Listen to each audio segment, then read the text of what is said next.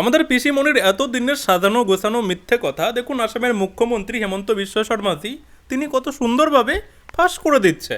मुझे पहले बोलिए, आप लोग का कौन कौन असम गया है अभी तक? आप लोग गया है ना असम में? असम का लोग मांस मांस खाते हैं कि नहीं खाते हैं? असम में लोग मांस खाए कि ना खाए? तो ममता जी क्यों बोल रहे हैं बीजेपी आने से मांस मांस बंद हो जाएगा? ये क्यों बोल रहे हैं? बीजेपी आने का बाद असम में कोई मांस खाना बंद किया है क्या? कोई मांस खाना बंद किया है क्या? तो ममता दी क्यों झूठ बोल रहा है कि आप असम आइए, आपको बहुत बढ़िया मटन और चिकन खिला दूंगा मैं, है ना? বলছি ও পিসি যে বিজেপিকে নিয়ে তুমি এত মিথ্যে কথা বলছিলে যে বিজেপি ক্ষমতায় আসলে মাছ মাংস খাওয়া বন্ধ করে দেবে, আসামের বিজেপির মুখ্যমন্ত্রী বাংলায় এসে তোমাকে মাছ মাংস খাওয়ার জন্য নিমন্ত্রণ দিয়ে গেল, আর বাংলার মানুষকে এর পরেও তুমি ওরকমভাবে মিথ্যা বলে ভুলভাল বোঝাতে থাকবে।